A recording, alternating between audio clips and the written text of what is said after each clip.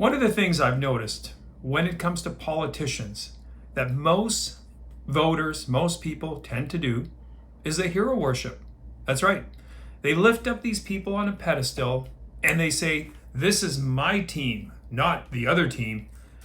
And I'll tell you what, when it comes to politicians, there's no team. It's all about them. And if you decide to focus on personalities and not outcomes, shame on you. Because that's what happens in the current state of affairs we're living in. And that's what most people do. They tend to focus on the personality of the individual. They say, well, I hate Justin Trudeau. He's a tool. Won't get any argument out of me. But then they look at Pierre and say, well, Pierre's wonderful. He's going to do all these amazing things.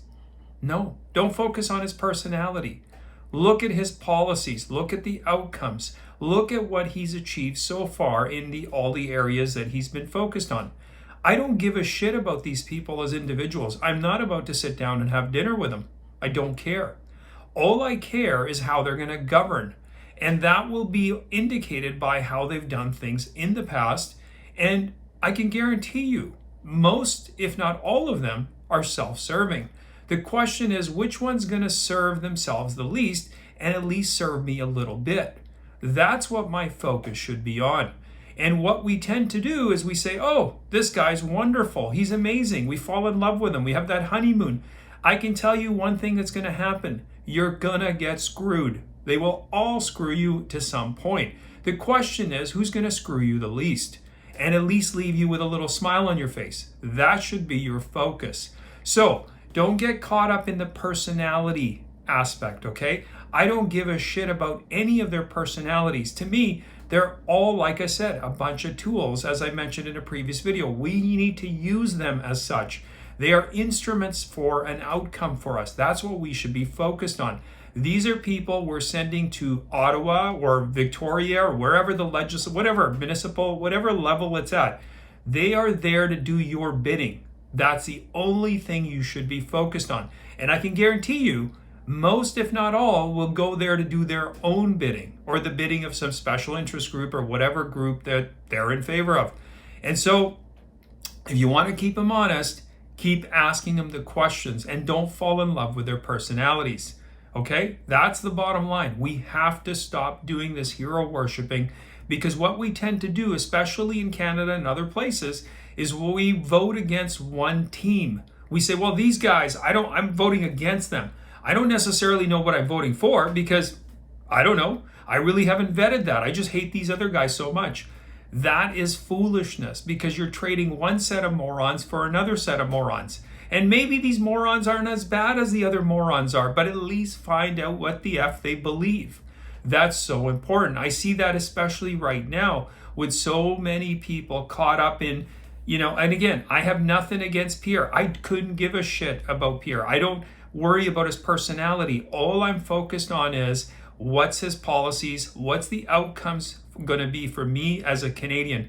Are they going to be better outcomes than the ones I've seen so far?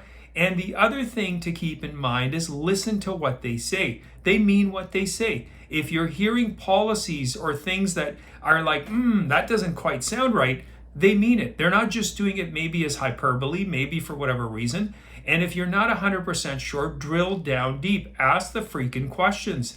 Don't make this an emotional decision. We're not buying a car. It's not something like I saw the color and I got all excited. This is something we're going to have to live with that has consequences. And sadly, most voters don't do a whole lot of that. They don't spend a whole lot of time focusing on stuff. They get easily manipulated. How does that happen? Well, simple. They get mad or angry about something. That's natural these days because pretty much everything pisses me off, I notice. And then what they have a tendency to do is when they have that happen, they react. They either, like I said, say or do something stupid. And in that light, what happens is these politicians, these slime balls, they will use you. They will manipulate you for their own purposes. Either side, whatever side of the issue it may be, somebody's always out trying to manipulate you. And the only way that happens is you get emotional and you make an emotional decision. Electing a politician, electing someone to lead you should be a pragmatic decision. It should be something that's based on logic, based on policy based on those sorts of things. It's not about who has the nicest hair or the nicest personality or who looks good in a swimsuit. I couldn't give a rat's ass.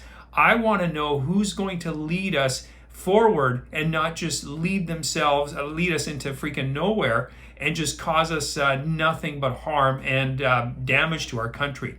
Anyway, I appreciate you watching. Thank you very much. You can also follow me on my Rumble and my Locals account. If you haven't yet subscribed to my channel, please do so. You can also follow me on Twitter at Camera612, and I will see you next time.